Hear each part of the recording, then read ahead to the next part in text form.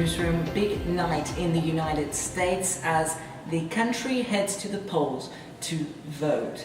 But first I want to go to Lorenzo, who is at a polling location in Atlanta. Lorenzo, tell me the mood down there where you are. I understand lots of people are voting there, and it's a traditional red state. Tell me a little bit about the turnout there. That is right, Lorenzo. I'm actually in a polling location in North Atlanta for you. Now, I want to read you a little bit the demographics for this area. This particular area of North Atlanta in Alpharetta is 70% white. That's 13% Asian. That's 10% African American, and 8% Hispanic. Now that has Hispanic voter playing big. That can make or break Trump in this election, because in states like Florida and Nevada, who have such a high population of Hispanic voters. Now, speaking of the voters, you can see it's fairly empty here. That's because Georgia is one of those states that allow early voting. Now, most of the state has already voted early. There's more than 2 million people that have voted early. You can see some people coming in right now, coming to vote. This is democracy in action, ladies and gentlemen. Now, going back to early voting, 146 and 3 in 2012, 57.5% actually came out to vote in 2012 for President Obama, and we are in a traditional red state. We don't see it going towards Clinton, but anything can happen. We have a few hours for people to come back and vote for the new president. Lorenzo? All right, Lorenzo, thank you. I'm joined now by our senior media correspondent and political analyst, Stacey Siegel, joining me in the studio, and Brandon Holtz joining me in New York. Thank you to you both for joining me. Right, so Stacey, let's talk a little bit about this election, a big election, very historic. We could have the first woman president, we could have the first president who hasn't served in political office or the military. So tell me, who do you think is going to win? Give me a projection. Well, if you have to get right down to it, I think it's going to be the biggest landslide since Barry Goldwater in 1967. There's no doubt. There's a political analyst and journalist who works for the New York Times, who's been right consistently, and has made a map and a projection for electoral votes and popular votes and kind of how it's supposed to go tonight. So it's looking like, if you go by this map, if you're listening to New York Times, and they've consistently been right in the last 2 elections, Clinton's going to win by about 302.2 electoral votes, and Trump should have around 235. So that's pretty dominant. And then if you look at popular votes, you're still talking 48.5% for Clinton, and somewhere in the neighborhood of only 44.9% for Trump. So the question then is why? So some of these states are going to go which direction and why, and we're going to look at historical data, we're going to look at polling data, and the New York Times in particular is focusing on which polls are reliable, which polls are unreliable, and you're just looking at the big picture. So I would have to say that we've got states that are a no-brainer, that are consistently 5 times in a row since 1992 voted in one direction, and history tends to repeat itself. Plus, you've got a really dynamic year where you've got these unbelievably huge personalities, and it really is, it's tearing people in half. So, this isn't like a small election where no one cares. So you're really bringing a lot of people out to vote. Minorities, I would say, more than the majority, that you add up all these tiny minorities, and it makes up to be the majority. So I think that's something that Trump can't surmount. There's no way he can get past it. For example, she's projected to win California. They've got 55 electoral college votes. She's projected to win New York, Florida, Illinois, Pennsylvania. These are all huge numbers. New York has 29 electoral college votes. Florida 29, Illinois 20, Pennsylvania 20. Just the top 6, it's hard to overcome that. We're looking at Trump maybe with Texas, and now he's projected by a very small margin or even like 70, a small margin in Ohio, and then a little bit larger a margin in Nevada. You know, it's kind of funny that this morning, Trump's looking at the situation and his handlers, and in Nevada, everything was kind of going his way more than everyone expected, and then all of a sudden these huge buses of Hispanic people show up, and everyone's freaking out, and Trump's people are like, well, we're not in great of a lead as we thought. So I think it represents a trend nationwide where you're going to see huge minority and millennial turnout where young people are coming out in droves. And traditionally in other elections, you might not have seen your 18 to 30-year-olds really coming out to vote. Plus, we've seen in the last election, last two elections, women have dominated the scene, have come out. 7 million more women than men have voted. And this is a huge year for that to happen with the first woman president eligible to be president. So you're going to see women, even Republicans, who really didn't care before, tell their husbands they're going to vote for Trump, and then, you know, behind closed doors they're going to vote for Hillary. So all those women that come out almost in protest against him and pro first woman president is huge. And, you know, we have seen in the past that even reverse racism and, you know, a lot of black people voting for Obama made a huge difference. It's like, you know, however, whatever large percentage, the greatest of all time, black people came out and voted, you're going to see that with women. And since already we have 7 million more, that's more than the city of Atlanta, coming out to vote, it makes a huge difference. You're going to see even more women come out. So, I want to go now to Brandon in New York. Brandon, do you agree with her analyst about the outcome of this election? What's going to come as a result? I would agree with pretty much everything she said, with a couple exceptions. Now, her analysis in terms of the electoral count tonight, probably on par. Nate Silver is a really, really reliable source, especially considering the last two elections. He got 50 out of 50 in 2012 and 49 out of 50 states correct in 2008. So I would probably say that's about right. Now, in terms of turnout, not as strong in terms of African Americans and millennials as you might think. That in part has to deal with Obama, not necessarily that there's some kind of movement that, oh, they are a little bit soft on Trump, but that doesn't mean that they really support Hillary Clinton either. Now, the one thing that I will be a little bit hesitant to say is that a blowout? And more importantly, I think the big question tonight will be, will Trump concede? As you saw this morning, there was an issue over Nevada, right? So there were all these different groups of voters coming in at the last second as the polls closed. Well, the one problem is the Trump campaign said, oh, well, you're keeping the polling stations open past the designated time.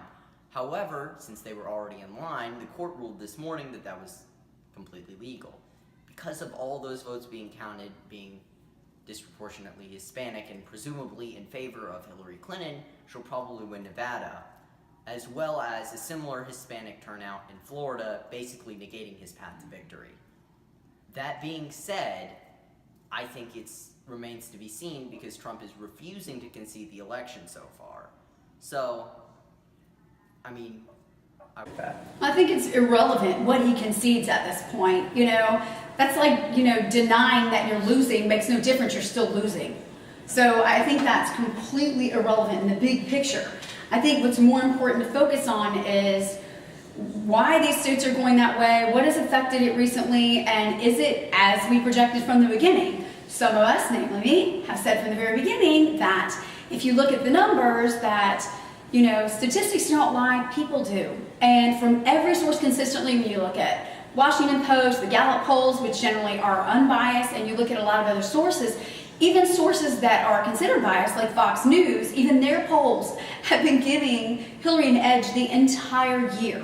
So, you know, it's not like a super surprise, and I do think that the media's job is not to report for the last 6 months, Trump's going to win by a landslide. No one cares. No one's going to follow the news. That, you know, that doesn't sell airtime. That doesn't make people turn it on. This is entertainment. So I've been saying the whole time that the media is going to make it look closer than it is, and they certainly have. And these kind of numbers that come out at the very end, I think, are more of a true reflection of what's really been going on the whole time. Now you're getting this 4% lead instead of a 2% or 1% lead, which to me was bogus. That a lot of times these news organizations do beef up, the truth and what's really going on with the psychology of the nation in terms of what they're interested in. And don't forget, even in the last 2 or 3 weeks, all these scandals have come out against Trump, where all of a sudden he's been, saying all kinds of inappropriate things and grabbing women and, allegations of him accosting them, 11 women, which is really hard to refute, like the Bill Cosby situation, where you've seen women just come out enraged. And again, that just presses them to go to the polls and vote against him. I mean, he has really incited some anger in a lot of large groups, and he's really crossed the line. Once you tick women off, it's an uphill battle in an election. Right, and there's so many more people that he needs to win. I wanna have my panel stand by because I want to bring on Colleen McCraner. She is a first-time voter in Georgia. Colleen, thank you so much for joining me.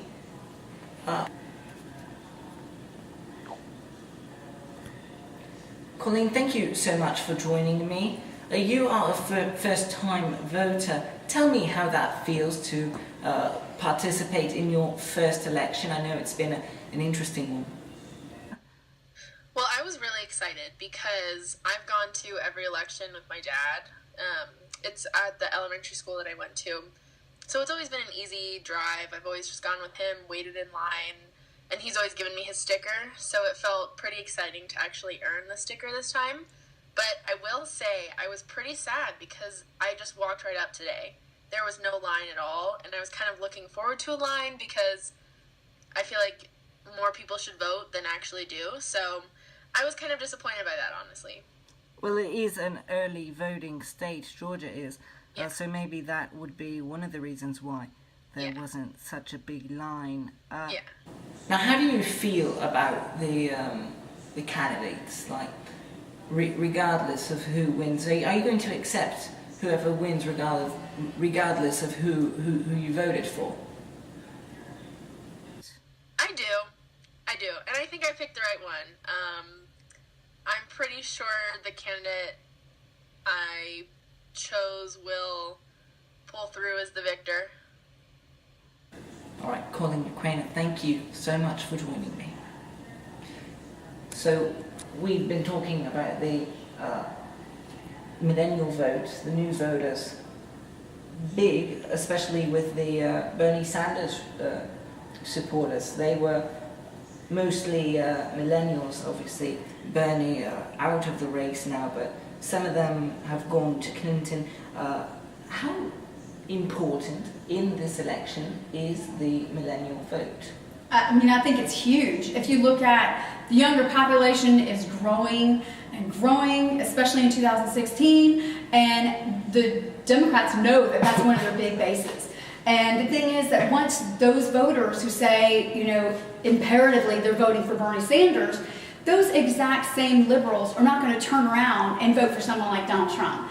I do think that was a threat to irritate Clinton into warning her, hey, you better not veer to the red side, we can go to someone else, And no matter what, even though a lot of them were threatening to go to Trump, that's an empty threat. There's no way that those same people are going to do that. It's just for a correlation to the past. We're looking at voters who originally said they're going to vote for Clinton instead of Obama, and it's, somehow at the end, all those voters, statistically speaking, voted for Obama anyway. They didn't all turn and vote for McCain, or, they're not going to go and turn red. I think it was more of a threat. They just want to make their point. So, and the millennial vote is huge. They are, and even in the millennial vote, at one point it was like overwhelmingly 90% of millennials are going Democratic, and Democrats know that, but that's a huge base for them, large percent of the population. Right, Brandon, once again, the millennial vote, very big in this election. Do you agree with Stacey's analyst on that, that it is a big thing for young voters? I would absolutely agree with that. However, I would be a little bit hesitant to say that the millennial vote will coalesce around Hillary Clinton. Now, that being said, I don't think it'll go around Donald Trump as much. I think a lot of it may go to third-party votes, particularly Jill Stein for people that were really in favor of Bernie Sanders and really didn't like Hillary. And for people that were really never Trump, a lot of that would go to Gary Johnson. So, although I would say that the millennial vote is extremely important, I don't know if it will be the most decisive factor in this year's election. Well, it may not be decisive, but that doesn't mean that it's not key. I do think it's a huge boost for the Democrats. You've got to remember, in terms of the millennials, that one of their number one priorities at that age is college, getting, assistance for college, paying for college, having less expensive, more affordable, options for college. And that's something that Obama and Clinton have stood by from the very beginning, getting more affordable school. So, I can hardly think of an 18, 19, 20, 21-year-old that doesn't make that a major priority. Those are also the same students that are looking at how in the world am I going to pay for health care? And Obamacare has really stood up for them, with pre-existing conditions and whatnot. So you got to keep in mind that millennials are just going to be overwhelmingly supporting Clinton during this election, and all those Bernie supporters are going straight for him. And you've also got to remember that even the Libertarian candidates, which you've got maybe only at one point 11%, and now we're down to like 0.1% during the end of the election. But all those people that feel that that candidate can't win, well, some of them will drop their votes to Clinton just to have their vote heard. So huge. I'm going to have to go to break, but we're going to keep our panel here with us talking all night long on this historic election. Stay with us.